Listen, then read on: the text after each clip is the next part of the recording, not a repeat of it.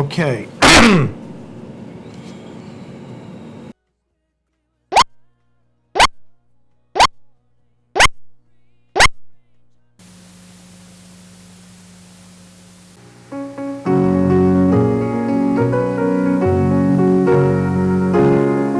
This is the OTB Television Network.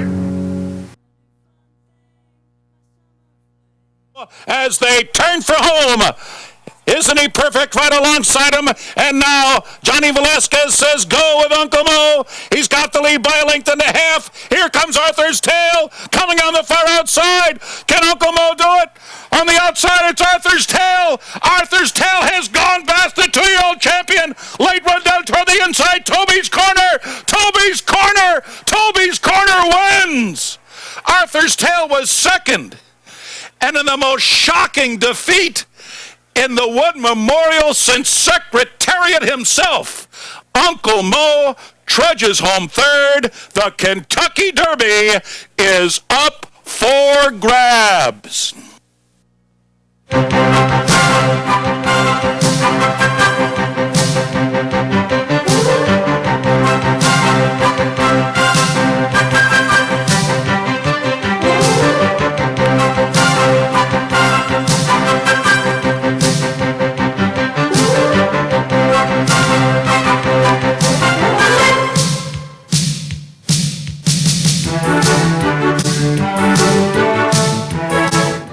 Good morning, everyone, and welcome to Down the Stretch. Along with my colleague Mike VIETCH, the racing columnist with the Saratogian, I'm Mark CUSANO, welcoming you to this morning's show, and a busy one it will be. In fact, it'll be a bit of an extended program this morning.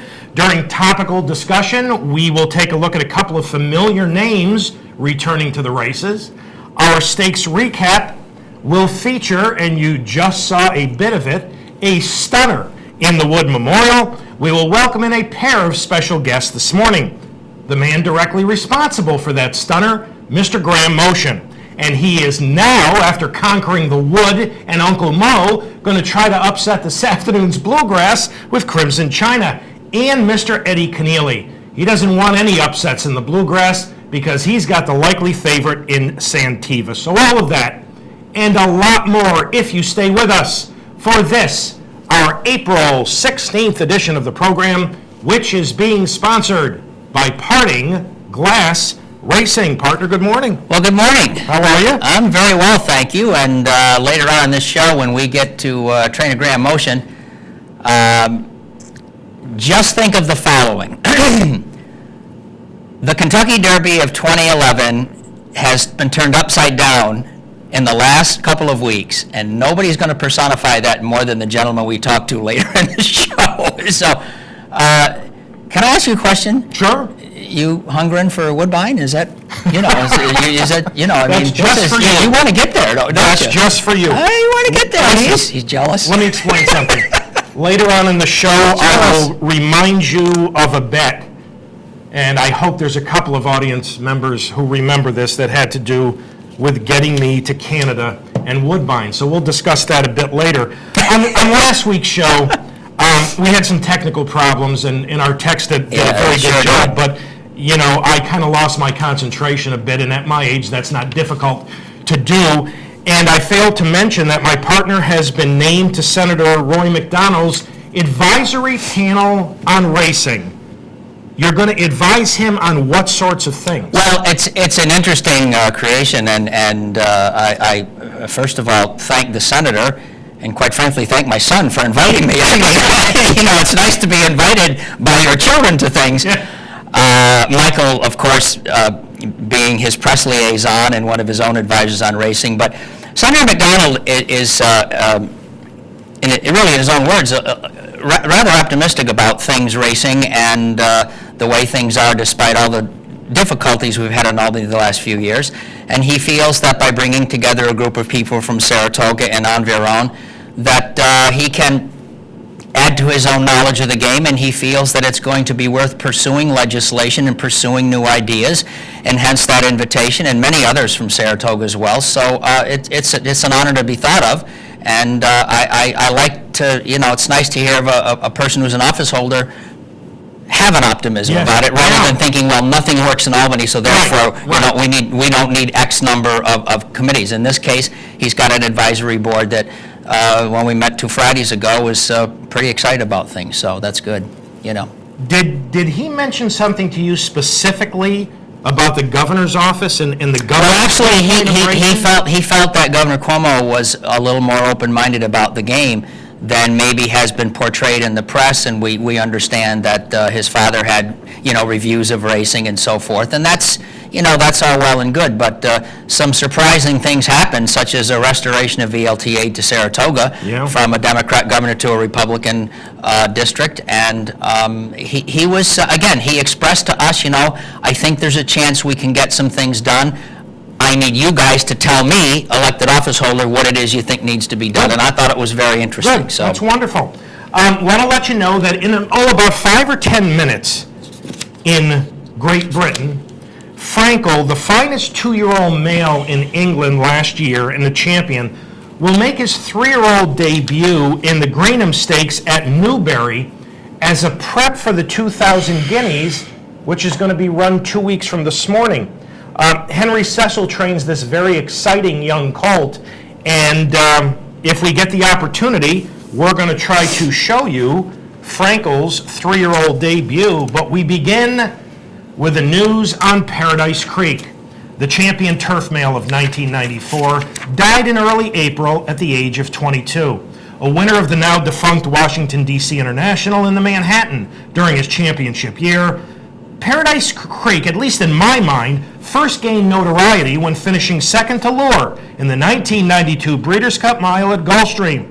Paradise Creek finished his career with 14 wins from 25 starts and earned nearly $3.4 million, and he was a very nice off the board 3 times in 25 career starts, 1 graded races at Saratoga, Arlington, Churchill, Pimlico, Belmont, Laurel. In succession, the Arlington Million, the DC International Breeders' Cup Turf, and not many will remember this little trivial fact about him, but he made 1 start on dirt, and it came in the Hopeful Stakes after a huge maiden win up here, so,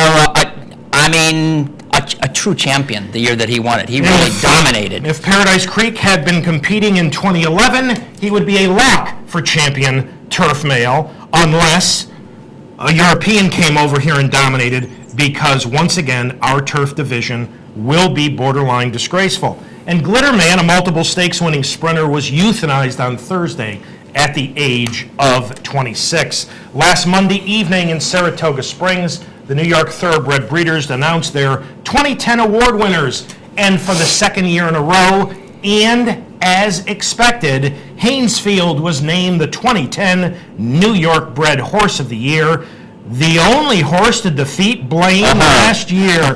Haynesfield scored the biggest victory of his career in the Grade 1 Jockey Club Gold Cup, and our own Julie Hoxie, along with assistant trainer Toby Sheets, accepted the award last Monday. Isn't that nice? Yes. Way to go. When we were all going through that, well, maybe all of us were whirling about Horse of the Year last year, a dear friend of mine who I taught with for many years dropped me an email and he said, I'm okay with everything you said about Blaine, but I'm not okay about the Jockey Club Gold Cup. I hadn't thought of that. That's a great observation. There's the guy, Haynesfield. That's right. We did have one locally owned champion, Bug Juice, owned by Neil Galvin's Saratoga-based Our Blue Streak stable, captured the champion 2-year-old male honors. So congratulations to Neil. The Licensing Review Committee of the Kentucky Horse Racing Commission has denied a license to trainer Rick Dutrow. The committee, which voted unanimously, cited, and I'm quoting, misrepresentations on Dutrow's license application, as well as, and I'm quoting once again, conduct against the best interests of racing. Dutrow has appealed that ruling. He is currently appealing a pair of suspensions here in New York and will be facing a mid-May hearing here in Schenectady, which may determine his future to train racehorses. Well, it probably will, and I'll say what I've said to you before over this time in Rick's life. I consider Rick Dutrow an elite gifted trainer, an elite gifted horseman. He's on the short list he does really amazing things. And I only hope, however this works out to this person who's been a friend to this show for years and the hardest times, that it turns out best for Rick Dutrow, the person. That's really the way I feel about this. Some fabulous news, and it really is fabulous news this morning concerning jockey Abar Koa. Initially paralyzed from the neck down due to an accident on February 18th at Gulfstream, Koa was released from a Hollywood, Florida hospital on Thursday, able to walk some on his own. This sounds like a Hollywood, California ending.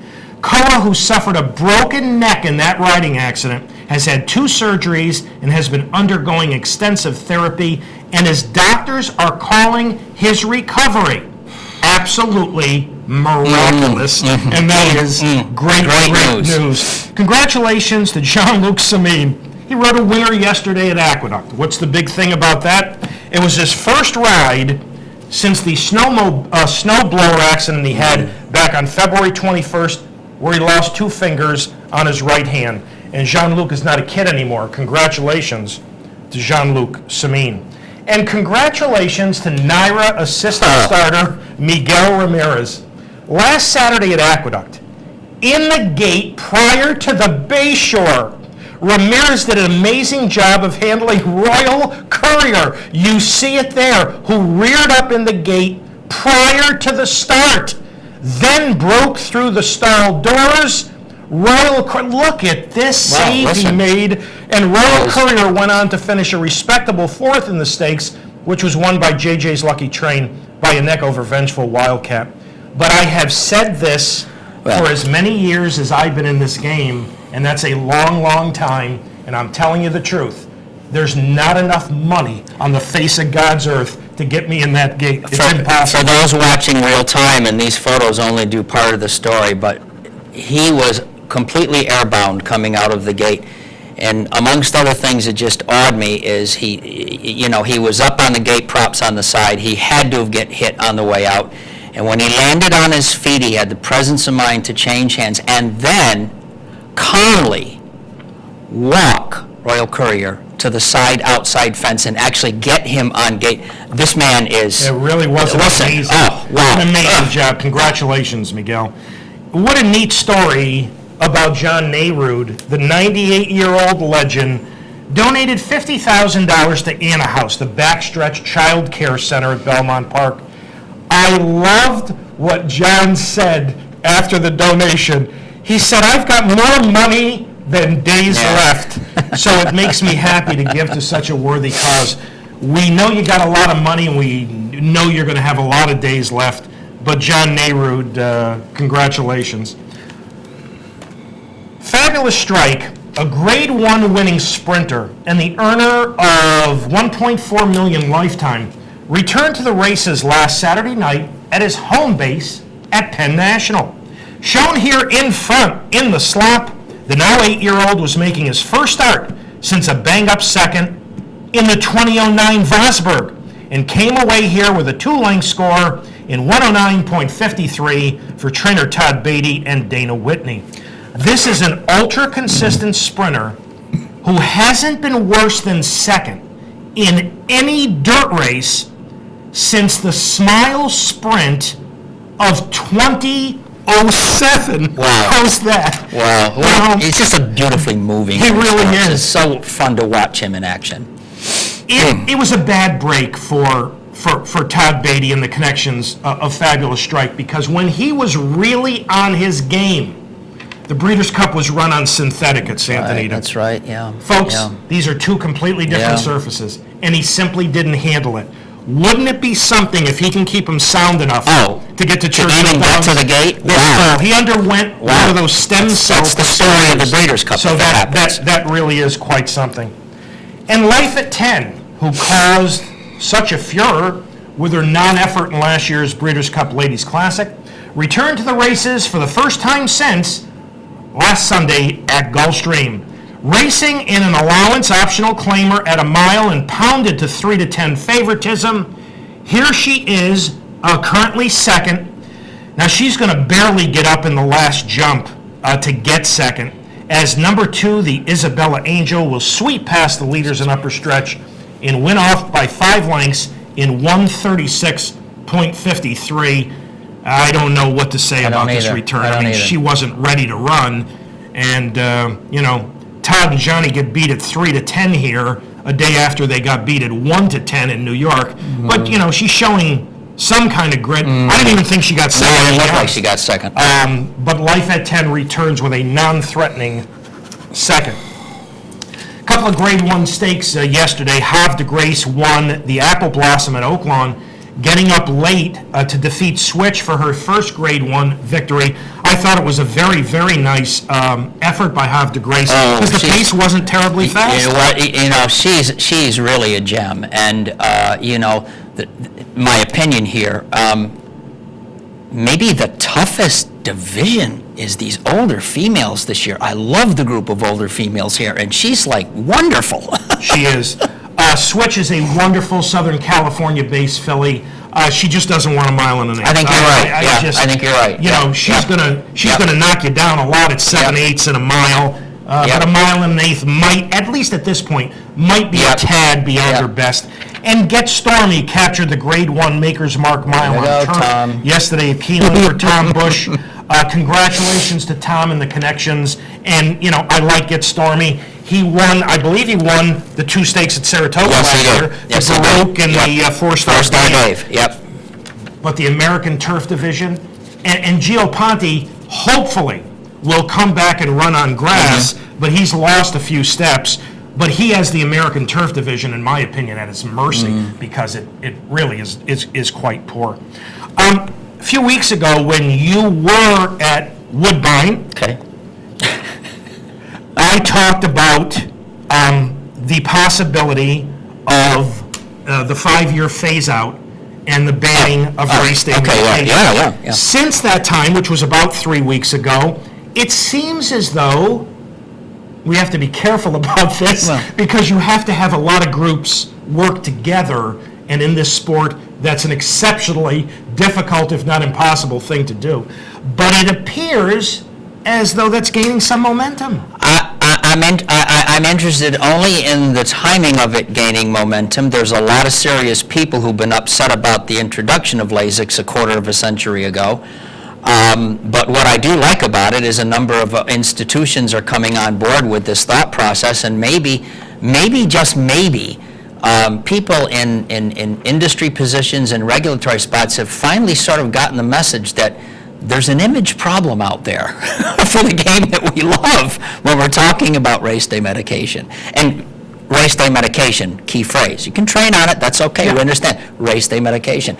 On the flip side, I love it when the out of country people come over and all of a sudden just go on it. Well, but that's another story. Well, no. One of the huge problems I've had with Lasix since its introduction, particularly here in New York, is anybody can race it. It's anybody. 2-year-olds before they've exerted on it. So anybody. And that's a joke. I'm with this. I wrote about it at the time. Let me ask you this. Yeah, sure. Is there some degree of irony here because we've been on the air so long that years ago, when Kenny No and Terry Meeks wanted Lasix here in New York, they had to get the okay of Denny Phipps.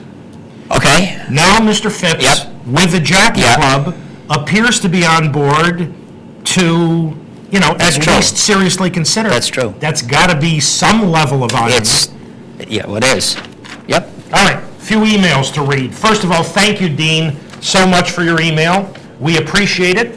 Michael has got one from historian Alan in Sarasota. Alan, we're always glad to hear from you. Cheer up, Uncle Mo fan. Since the Wood began in 1925, 9 horses who lost the Wood won the Derby. Omaha, Middle Ground, Count Turf, Carryback, Secretariat, Genuine Risk, Go for Gin, Monarchos, and Funny Side. In addition, Omaha and Secretariat went on to win the Triple Crown. After finishing 3rd in the Wood, after all, it's a prep, but that's a nice list of horses who didn't win the Wood. That's a pretty good list. Thank you, Alan. From Bill from Colony, Mike, since the daily racing form does not show number of front-runner winners or come from behind winners on any given day in their past performance lines, how do you handicap that aspect of the game? I'm not much of a handicapper, so I really can't answer that, Bill, from Colony. I really don't know. I think Mark would be more of a position. I understand the question very much, and it's a good question.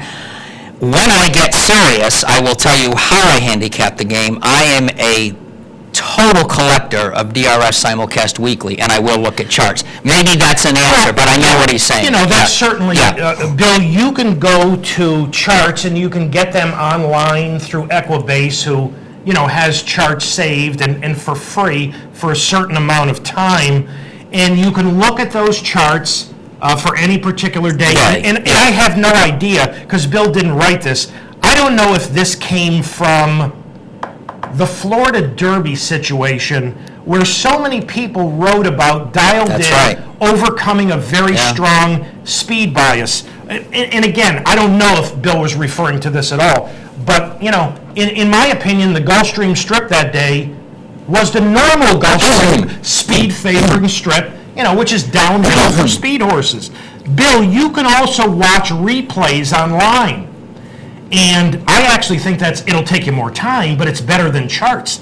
And there are free replays online all over. I think Naira's still got free replays. Yeah, they do. CattleRacing.com has free replays for Del Mar, Hollywood, Santa Anita, and Northern California. And I believe Keeneland's got free replays online. So, you know, the best thing to do is watch the races from that day. If you can't take that amount of time, you can always look at charts. So, for Dean and Alan and Bill, thank you so much for your correspondence. For those of you who would like to correspond with us here at Down the Stretch, here are the ways in which you can do that. Through the United States Postal Service Down the Stretch. Mark and Mike, Capital District, OTB 510 Smith, Schenectady 12305, or electronically at viewermail@capitalotb.com. And for Michael and Dan, who sent letters and emails, I'll try to get back to you next week. All right, let's go to the races. And a very nice on-track crowd last Saturday at Aqueduct for the Wood, 12,144. And all eyes, including those of the rival connections, were on the champ, number 5, Uncle Mo, the 1-10 favorite. And I admit, going in, I thought this would be a foregone conclusion. Just a final stop on the way to Louisville and favoritism in this year's Kentucky Derby. Oh, by the way, the second choice at 8-1 is number 2, Toby's Corner, and the third choice at 20-1 is number 4, Arthur's Tale. Now, with speed to his outside, as I mentioned to you last week, Johnny had to send him. Uncle Mo put on the lead, and he would take steady pressure from the recent Oaklawn Maiden graduate, Duca. When I say steady, 23.49, 47.98, and 112.28, meaning the second quarter went in 24.49, and the third quarter in 24.30. So, you know, not terrible pressure. You see Johnny, you know, tapping on the brakes here, and the pack is very, very condensed. So I think at this point, most everyone, including myself, who questioned Uncle Mo's 2011 debut more than most, expected the champ to just draw away and win for fun.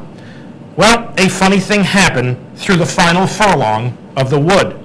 Arthur's Tale, who would tip outside once clear, would set sail for the leader and stunningly overtake him, only to be overtaken late by Toby's Corner, while the overwhelming favorite would weaken to third in as shocking a Wood memorial as I can remember in nearly 40 years. Well, all this happened at the end of a weird week that saw in the past couple of days prior to the race we're watching, Premier Pegasus, Aceto, and To Honor and Serve go out of their respective final preps for their Kentucky Derby eligibility prior to this particular race. All eyes were on the front of this race, but all eyes should have been on the back of this race. Toby's Corner settled along the rail after the break, and then he settled and settled and settled and settled and waited. And when he was finally given the chance to stretch his powerful legs under in the turn, he had to wait again. By By the time they hit the straightaway, though, Eddie Castro was sitting on a seasoned keg of dynamite who had raced all winter in the North. Toby's Corner is the son of Wood Memorial winner Bellamy Road, who won his edition in the exact opposite style of the way Toby's Corner won his.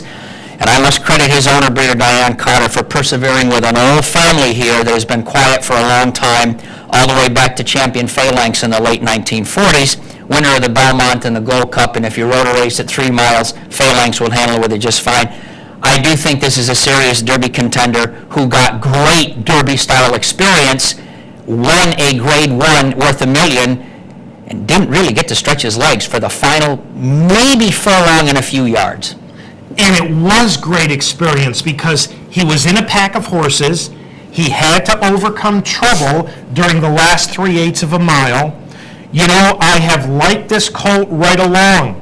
When we debuted our first list of Derby prospects back on January 1st, he was number, I think we both did 20, and he was number 21 for me. Okay, yeah. I talked to you about him. I left him off the list. He would have been the next one. Yeah. On the list we did on February 5th, he was my 15th Derby prospect. The unusual thing about all of that is, during the months of January and February, I don't believe that the owner nor the trainer, and you can ask them later, really thought they had a Derby prospect. But they sure do now. He is a neat racehorse. You know, the blinkers, I was going to say he didn't settle quite as well, but you know what? Johnny's backing the pace right down, you know, in his face. So Eddie Castro's got a tap on the brakes. He's got nowhere to go outside of him. He can't change lanes. But again, this should be wonderful experience moving on to another. And Graham certainly knows that the blinker question is coming. I mean, you know, we've known Graham for a long time. I've done a lot of at barn stories with him, and sometimes, you know, if you're in this game, sometimes, and I saw it growing up with my family, Saratoga Summers, that sometimes you just have to, as a trainer, you have this nagging thing in your gut about should I or should not do something. My eyes are telling me that I'm seeing one thing, but my heart is telling me I have to do something else. I'm going to guess they went with their heart here and said, you know, gee whiz, he does deserve another chance. He hasn't been this far. The blinkers are going on, and here's the old boy cocking his head to the right again, even with blinkers on. But the truth is, you know, at the end of the day, whether or not Graham thought that, we're certainly going to ask them, that at the end of the day, this is, I'm going to call him a tough guy. That's what I'm going to call him. And he spent the winter in the North, and they persevered with him. And folks, I would say this about Graham Motion. You should never, ever, ever worry about him going a distance of ground. No. Ever. Now, Uncle Mo. Now, this was far from a terrible performance. It was 1:49.93. The last 3 furlongs were 37.65. The final furlong was 12.67. You know, it wasn't dreadful, but when you're 1 to 10 and you are expected, and I readily admit, I expected him to win by a pole, and you put up no fight, none whatsoever, it's stunning. Now, when I watched that race at the wedding that I was at, my wife gave me a 5-minute reprieve. Keep that on board. And thank you to Alex at the Century House. Thank you very much for tapping me on the shoulder and getting me. I had a very strong opinion when they went across the line. My very, very strong opinion was that I felt, despite what Todd had talked about, everything being perfect, the timely rider being exactly what they wanted, the workout pattern since being ideal, I didn't think the timely rider was perfect at all. I viewed the timely rider not as a horse race, but as a workout in company for Uncle Mo because of the ridiculous, absurdly ridiculous early fractions. And I just felt that he was an under-conditioned racehorse when he went in the wood first time at 9 furlongs. Now, I was very strong on that at the time. Well, we have since come to find out that he had a gastrointestinal tract infection. I don't have any idea how much that could have played a part in his performance. we had our Julie Hoxie talk to a vet, and, there are all different kinds of intestinal problems a horse can have and infections, but, I think this vet felt that it certainly could have impacted his performance. But I will stand on my theory that the Timely Rider did next to nothing for him and was more a workout in company than a race, and he was under condition for the Wood. I agree in most. No, but we don't know what Todd thinks of Uncle Mo. But I'll throw out this hypothesis here, which is a sort of parallel to what Mark said. If in your heart you think you've got a superstar, and if in your heart you think you have a horse who's really many lengths better than everybody else in his foal crop, and it looked that way, you probably would have done what Todd did in the manner of preparation for the Classics, because we all must remember that Billy Turner wrote the book on having a short horse for the Kentucky Derby with the supposition that I'm good enough to get away with that and win the Triple Crown. So if that's the way it is, then I understand the preparation. I saw a horse who needed more serious preparation for the Wood Memorial, not the Derby, than showed up in New York. I don't know if an infection compromised his form. You can't say he didn't have things his own way. You can't say he didn't like the track. I hope it's the former case, because I'd like to see him rebound, but I surely have my worries about that at this point. So, if, and certainly this is a major if, my theory is accurate, there's good news and bad news for Uncle Mo. The good news is that if the Timely Rider was simply a workout in company and the Wood was his first real race of the year, then he has every chance to move forward big time for the Derby. Sure thing. But the bad news is, if I'm right on my theory and the Timely Rider was a workout in company, he's going to go to the Kentucky Derby with exactly one race in the last 6 months. And he's going to get a distance, try to get a distance, which I've always felt might be a bit suspect for him. So it wasn't the fact that he just simply ran third in a race he was supposed to win, because earlier in this discussion I said, as shocking a Wood as I can remember in nearly 40 years.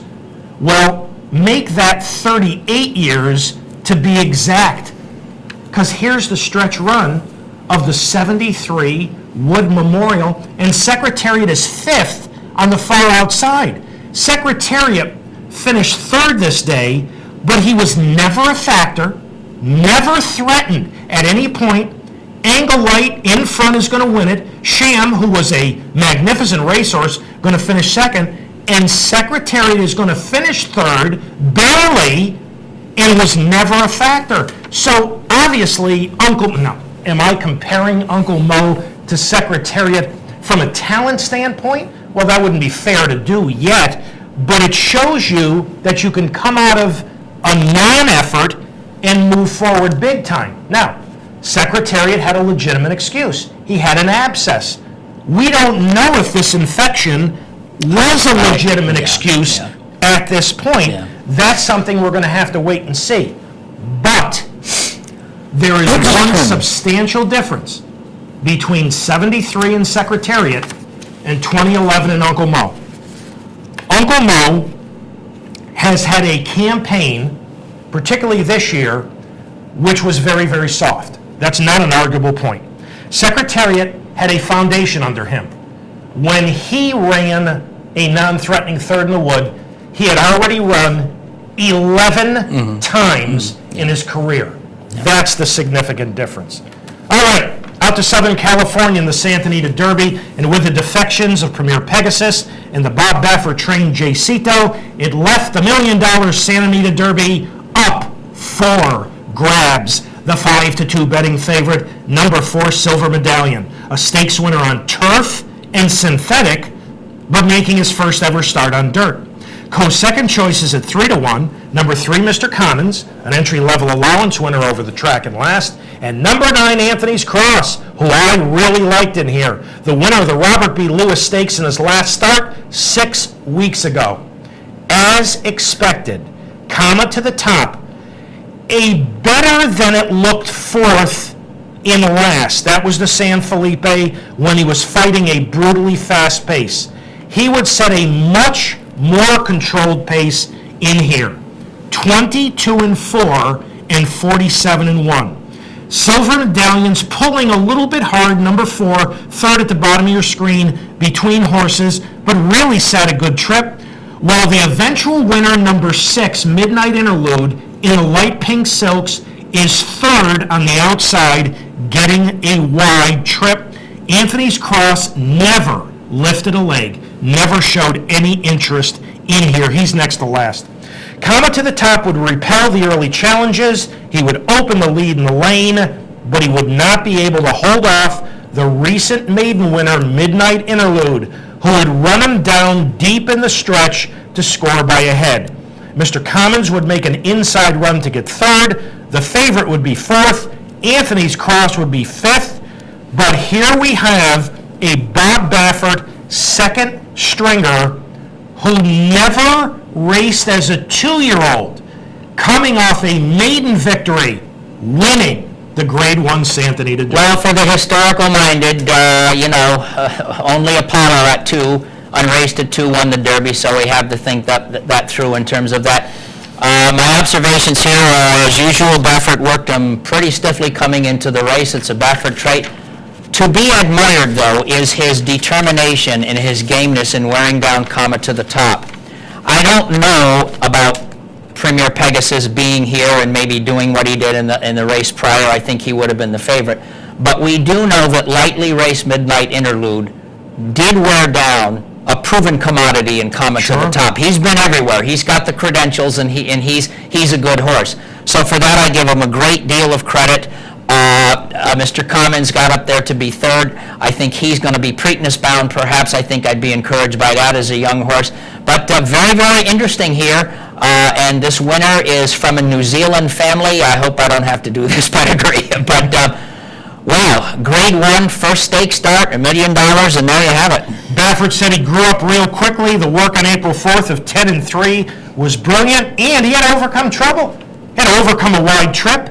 And in the stretch run, if you take a look at the head-on, Comet to the Top came out a couple of times, and Victor Espinosa had to snatch him one time. I thought it was a pretty good I do too. To be honest. 148.66, and now you've got a colt who was a maiden the morning of March 20th, now a Grade 1 winner, going to the Kentucky Derby. 3-year-old fillies, couple of final preps for the Kentucky Oaks, will begin in the Ashland at Keeneland. On paper, it was a battle between number 5, Dancing in Her Dreams. John Ward got her out of South Florida, back in Kentucky, and number 6, Cathman Blue, a multiple graded stakes winner, trying synthetic for the first time.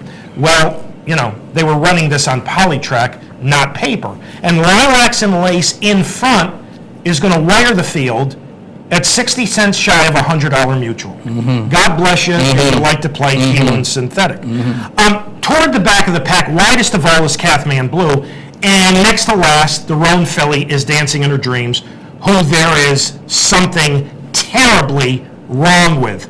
Now, Cathman Blue is going to run third in here as the slight favorite, but I didn't think it was a bad effort at all, partner. No. It was her first try on synthetic. Yep. Keeneland has proven to be a difficult synthetic track to go to first time. She was wide all the way, and I think she's going to come back okay. It's a prep for the big one in the Oaks, and I agree. I don't want to take anything away from the winner. No. This is not what I hear, but I have to say, I feel terrible for John Ward and Dancing in Her Dreams.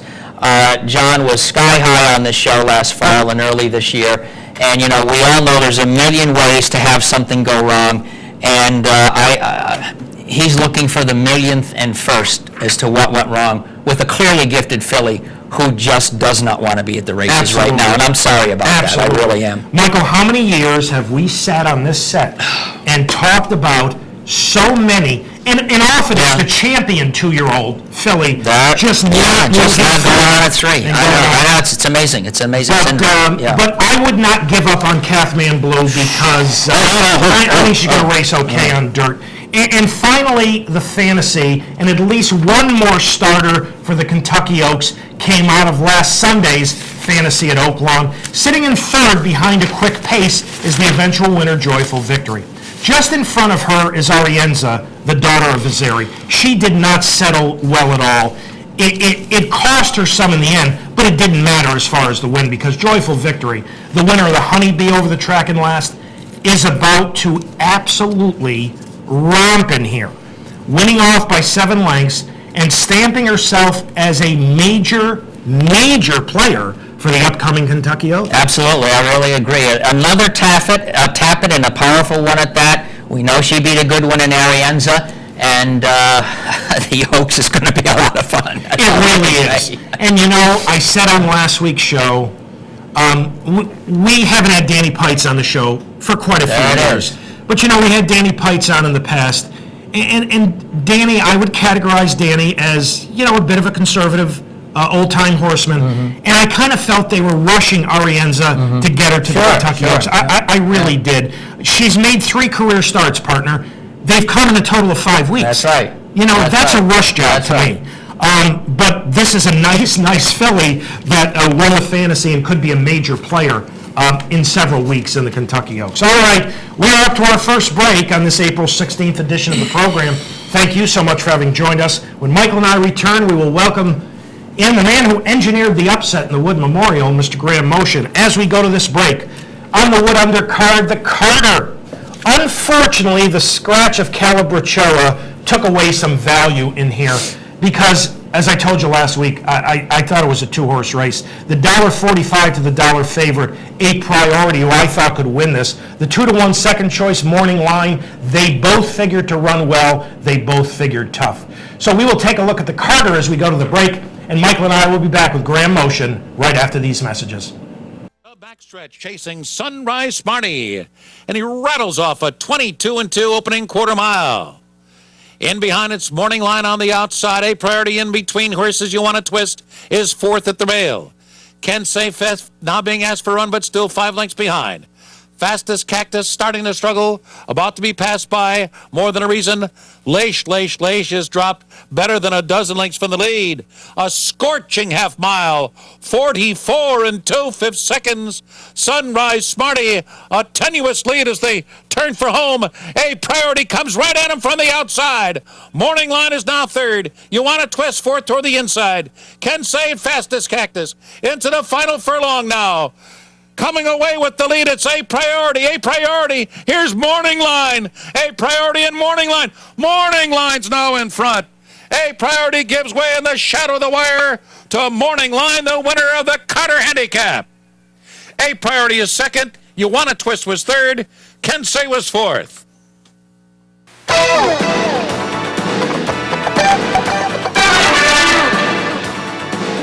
This is the OTB Television Network.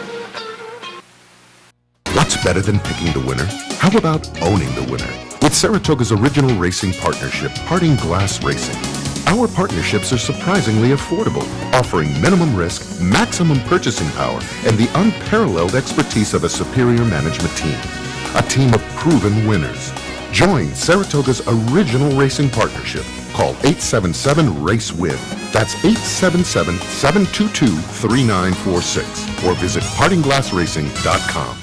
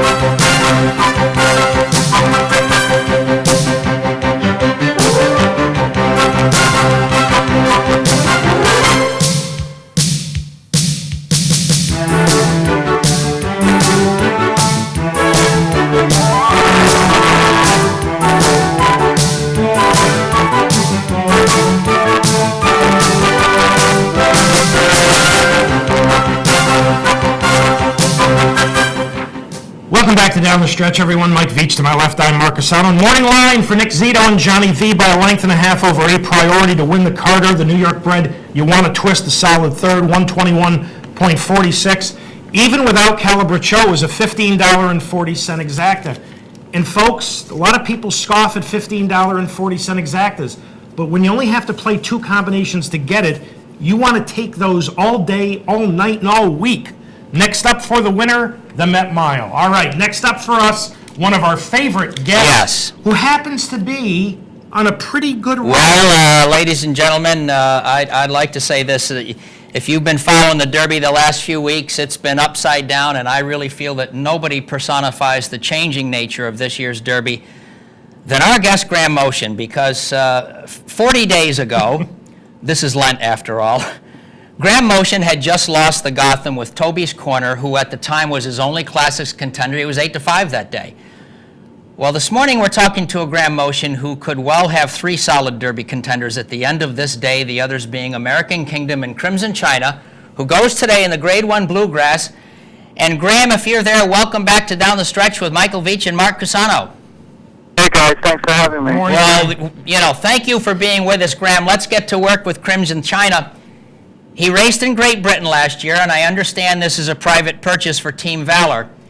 When you received him, was the thinking at the time you had a good synthetic horse who might become an American turf and synthetic horse, or in the back of your mind were you entertaining the classics, Graham?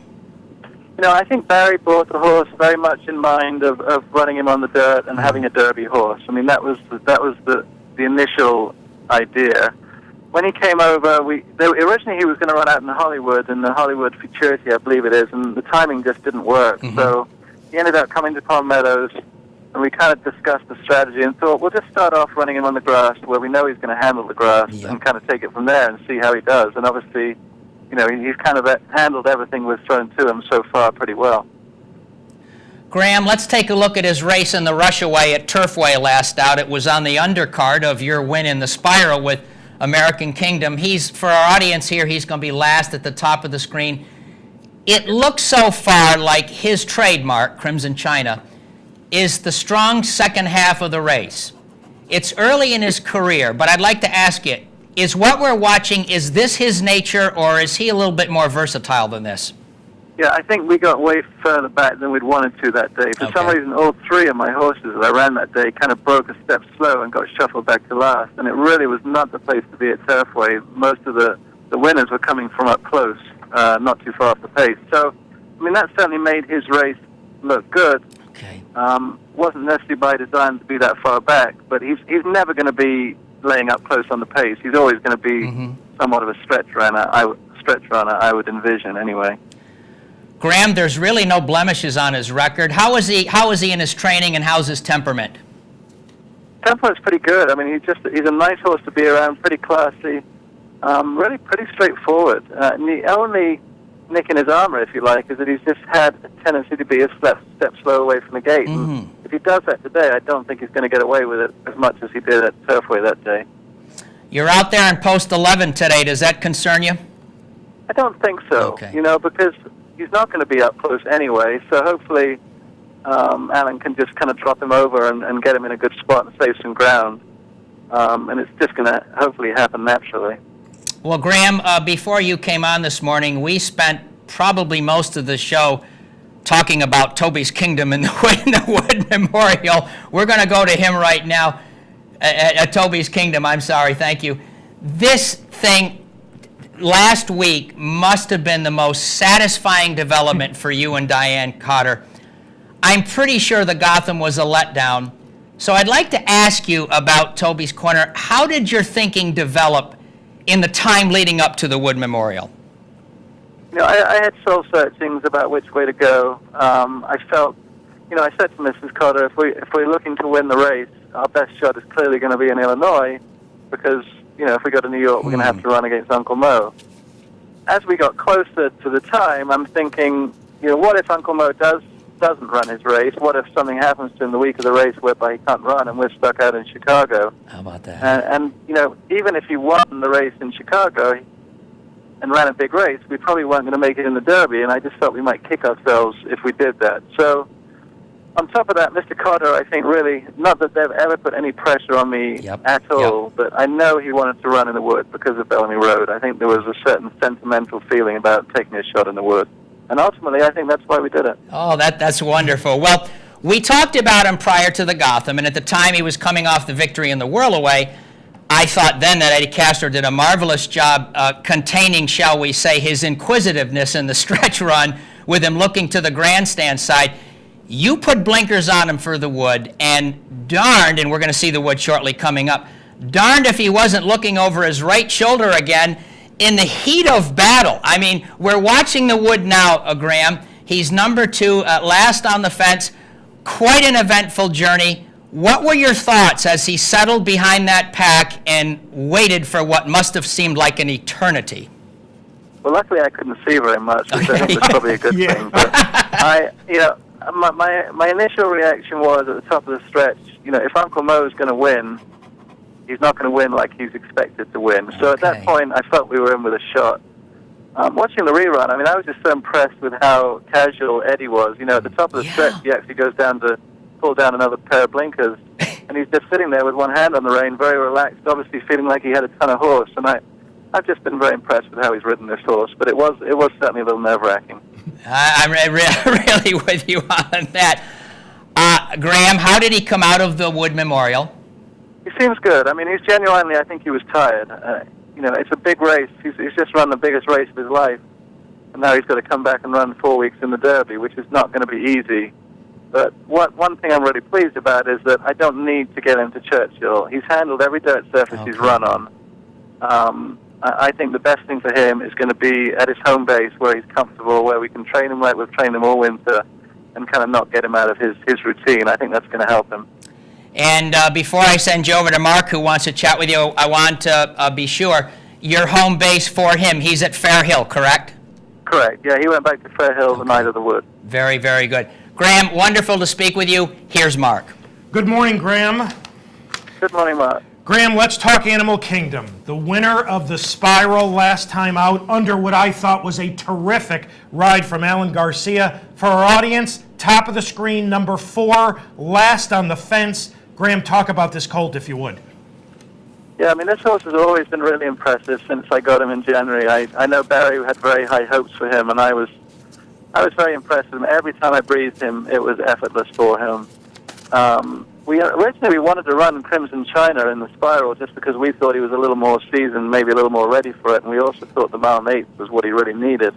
As it was, he didn't have enough earnings. We knew we had to run Animal Kingdom, and it all worked out. Right, yeah. This horse was doing great. I tell you what, he had a great work here at Kingland this morning on the poly track. He went in 59 and change and could have done a little more.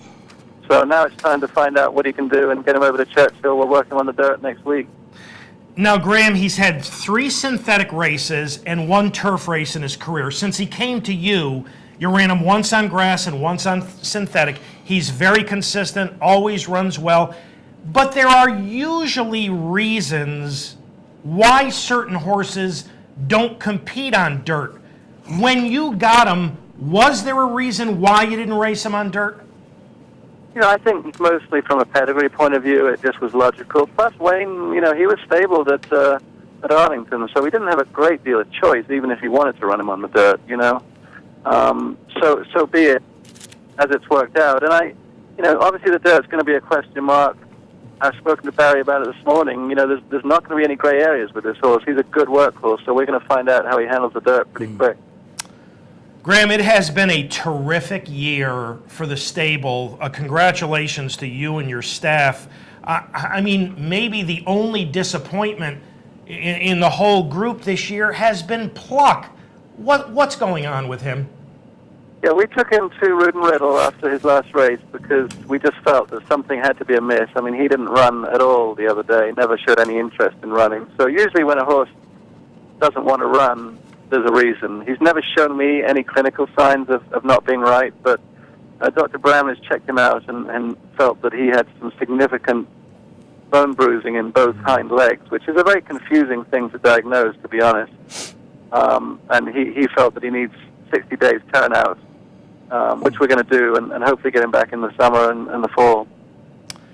Graham, you had Ichabod Crane as well with a scratch, the third also eligible for tonight's $1 million Charlestown Classic. Is there any chance he gets in the race? No, he won't run. We're not going to ship him. I'm going to run him in the Alashiba on Oaks Day. Well, Graham, all congratulations on a tremendous start to 2011. Congratulations with the upset with Toby's Corner in the Wood, Animal Kingdom, and we wish you all the best this afternoon with Crimson China. And thanks so much for having joined us this morning on Down the Stretch. Well, thank you, guys. Thanks for having me. Thank Okay, you, Graham. good luck, Graham Graham. Motion, and it has been a sensational year for that Indeed. barn. And we are up to our final break on this mid-April edition of the program. Thank you so much for having joined us. When Michael and I return back to Keeneland, where we'll welcome Mr. Eddie Keneally. So Eddie Keneally with us right after these messages. This is the OTB Television Network. What's better than picking the winner? How about owning the winner? With Saratoga's original racing partnership, Parting Glass Racing.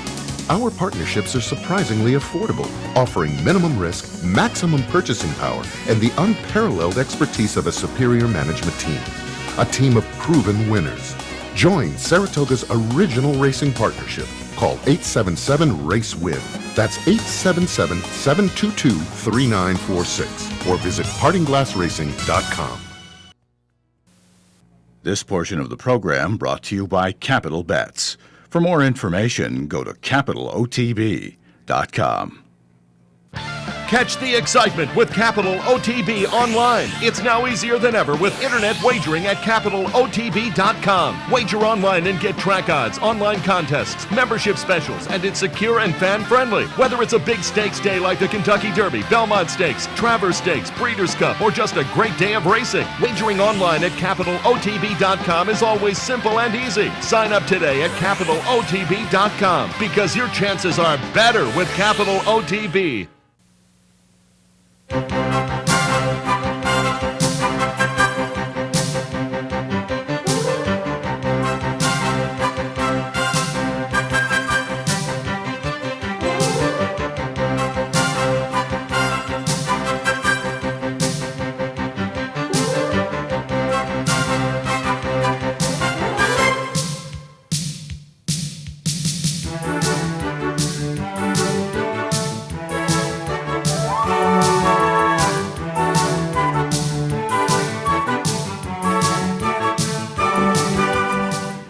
Welcome back to Down the Stretch, everyone. Mike Veitch to my left, I'm Mark CUSANO. Our thanks to Graham Motion for having joined us. Our final guest this morning, well, his biggest victory to date was the $2 million Golden Shaheen a few years ago with Kelly's Landing. Well, in 3 weeks, he's going to try to win another pretty nice $2 million race with Santiva, who starts in this afternoon's Bluegrass Stakes. Ladies and gentlemen, live via telephone from Kentucky, Mr. Eddie Keneally. Eddie, Mark, and Mike, welcoming you back to Down the Stretch. Thanks, guys. Thanks for having me. Good morning, Eddie. Well, Eddie, and we haven't seen Santiva in 8 weeks now. How's he doing? He's doing really, really well. He's coming into this race today in perfect condition, perfect shape. I'm very happy with how he's trained of late, and we got a fresh horse for this afternoon's race. Eddie, the 8 weeks that I mentioned between starts, was that the plan all along? Yeah, pretty much was the plan all along. We know he likes Polytrack. He raced at Keeneland in October and ran very well in the Grade 1 Futurity, finishing second. We felt like we'd like to try and win a Grade 1 with this horse. And we felt like the fact that he likes Polytrack and also the fact that this is not the toughest Kentucky Derby prep, we figured this was a good choice. Eddie, in a moment, our audience is going to take a look at a piece of his last start. This is the Risen Star. They're straightening out down the backstretch. He's number 7, sitting kind of a wide, stalking third trip. This is his first start of the year. Talk about this effort, if you would. That was a very good effort, finishing second to Macho Man. and some of the horses that finished behind us came back already and have run big races. My horse was carried wide on both turns and lost a little ground there at the fairgrounds that particular day. And he probably needed a race. He hadn't run since November when he won the Kentucky Jockey Club. So he may have needed a race. So he ran a big improved race from his 2-year-old year. I think he's an improving horse, and I think he'll continue to run big races. Eddie, do you have any concerns at all that you will go to not only America's greatest race, but one of the most difficult races to win with only 2 prep races this year in them? Any concern whatsoever? Well, we feel like we've got a horse that will probably run through the races in the Triple Crown, and it's a hard campaign on a horse, and we didn't want to overtax the horse in the early spring of the year. So we're not at all concerned about the fact that he's only had 2 races this year. He had 4 races last year, and 3 of them were 2-turn races. So he's had plenty of experience, and the fact that he's only had 2 races so far this year is an asset, I believe. Eddie, you've only had him since last fall. What have you learned about him since you got him? And maybe you can kind of describe him for our audience from a physical standpoint as well. Well, he's a pretty straightforward horse, a very easy horse to be around. He's a class act. He's a talented horse. He's a horse that, like I said, has improved quite a bit from 2 to 3, and I think he'll continue to improve throughout his 3-year-old year. He's not a big horse, but he's big enough, but he's just got a great attitude and just a neat horse to be around. Eddie, Sean Bridgemahan rode him for you when he won the Kentucky Jockey Club. Mike Smith rode him in the 2nd in the Risen Star. Today, Julian rides, and I love Julian. I think he's sensational. But Julian appears to be committed to Dialed In for the Kentucky Derby. Why Julian this afternoon, and is this a one-race commitment? One race commitment. Julian rides the bulk of my horses when he's available. He's always my first choice if I can get him. He's also the leading rider at Keeneland. He rides with a lot of confidence. He wanted to ride our horse. He worked our horse when the horse worked 3/4 in 1:13 and 2 at Palm Meadows 2 weeks ago. He has confidence in the horse. I have confidence in Le Peru, and like I said, I'll use him every time I can. Cannot blame you for that at all, Eddie. Aside from graded stakes earnings, what does Santiva have to do today? What's he got to show you to go on to the first Saturday in May? He has to show up. He has to run a winning race. He doesn't have to win, but he has to show up. But he always shows up. He's a very consistent horse and a very reliable horse, and I would expect him to show up today. Is he going to win? I don't know, but I think he'll run a winning race, and I think that would be good enough to go to the Kentucky Derby, especially in view of the fact that we've won a 2-turn stake at Churchill Downs on the main track already. Eddie, before we let you go, please give us an update on Custom for Carlos, who was a fine 2nd in his 2011 debut in the Mr. Prospector back in mid-January when Big Drama ran a hole in the wind, but we haven't seen him since January 15th. What's going on? Custom for Carlos worked yesterday at Palm Meadows, and he's doing well. He had a few very minor setbacks after the Mr. Prospector, and we missed some training time with him, so he's not quite ready to run yet. But I would expect to see him in the entries in the next few weeks somewhere. I'm not exactly sure yet which race we're going to go to. There's a few different options. We're just going to move him to Churchill this week and work him a time or 2 at Churchill and then come up with a plan. But he's doing well. Good. Eddie, as always, we appreciate your time. Thank you so much for having joined us this morning on Down the Stretch. All the best with Santiva this afternoon in the Bluegrass, and we hope to be speaking with you again very soon.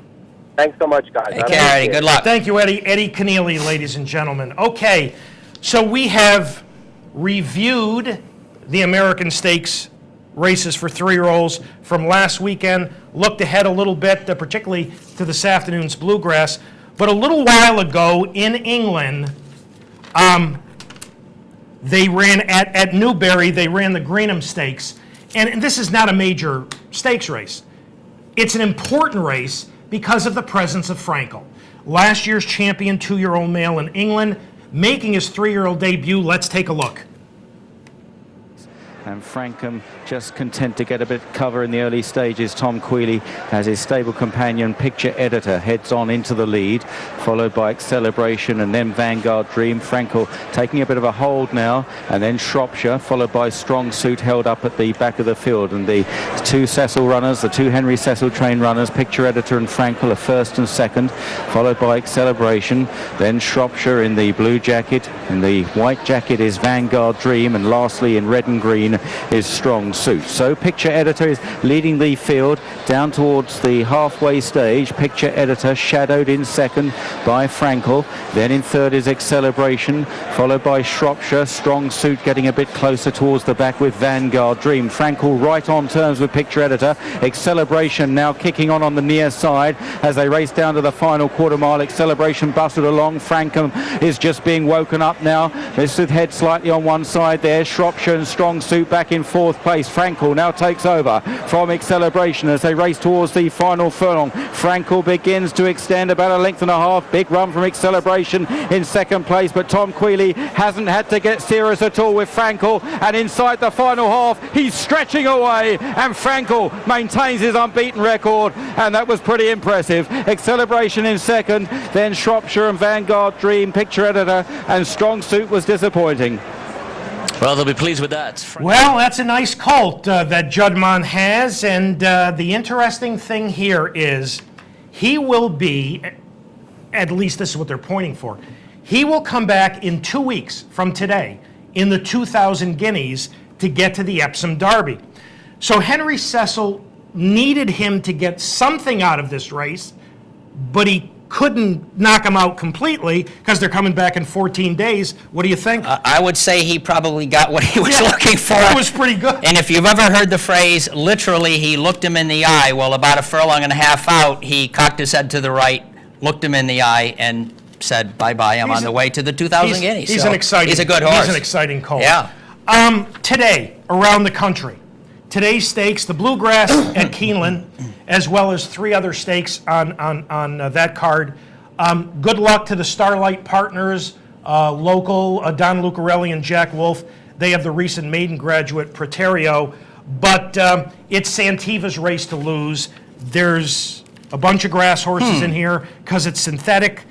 But I think they got to beat Santiva, and I think he's going to run well. I'll go with Crimson China again. Crimson China, yeah. Okay. The Arkansas Derby later on this afternoon. What a race, what a nice The race. Factor going 9 furlongs for the first time.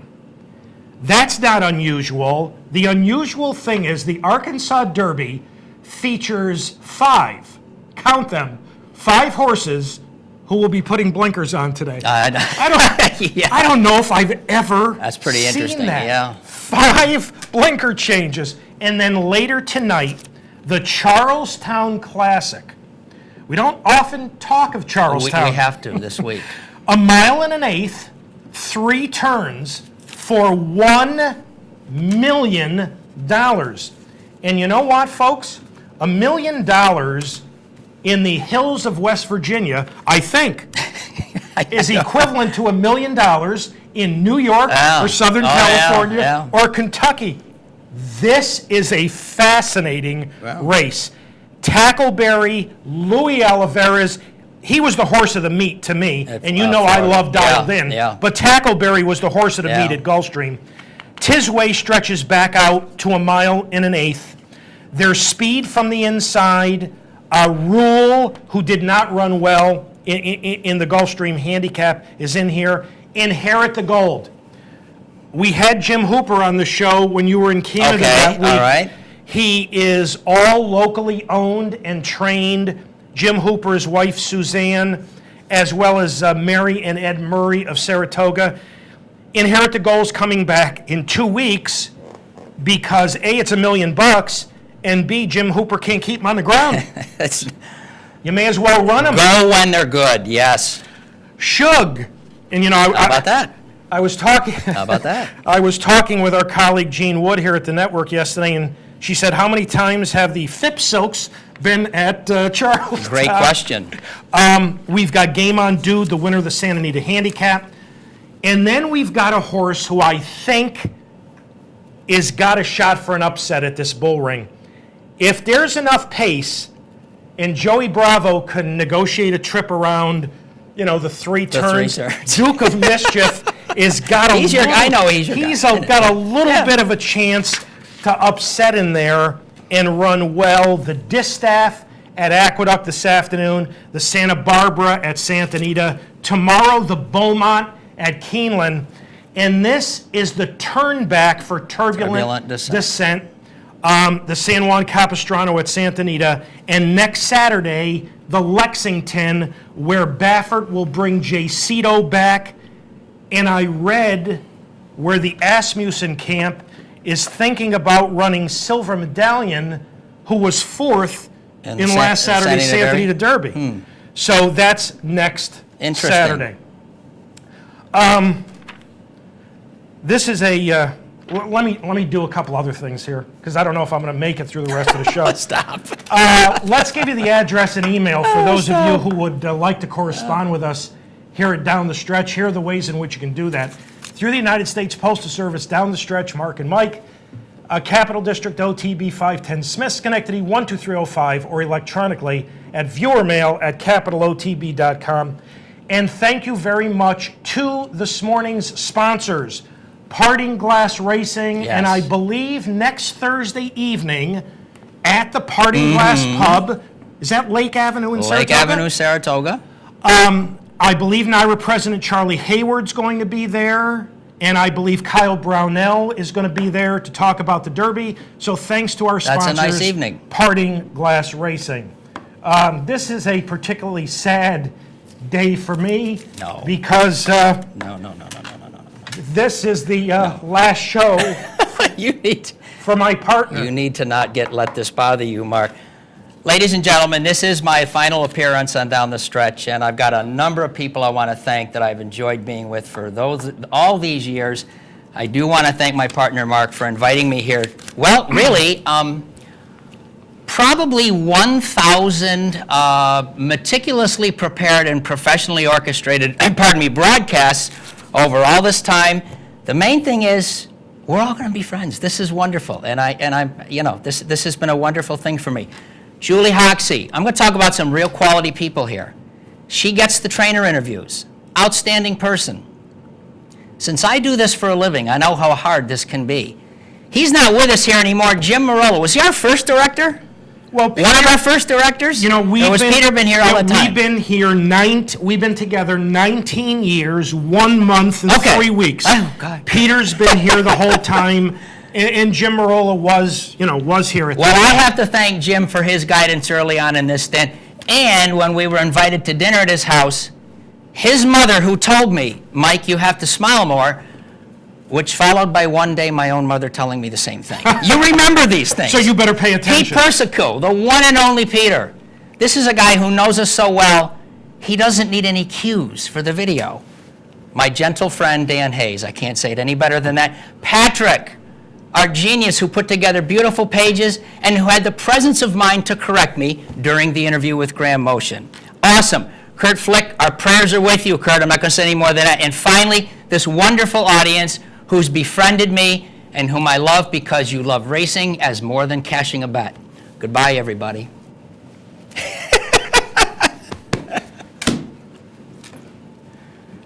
Awesome. That was nice. Don't let that bother you. You may have to close the show this morning. Thank you. As always, we appreciate it. Have a great weekend. Enjoy all the racing action from coast to coast. And from all of us here at Down the Stretch, we'll see you next week. Y'all take care.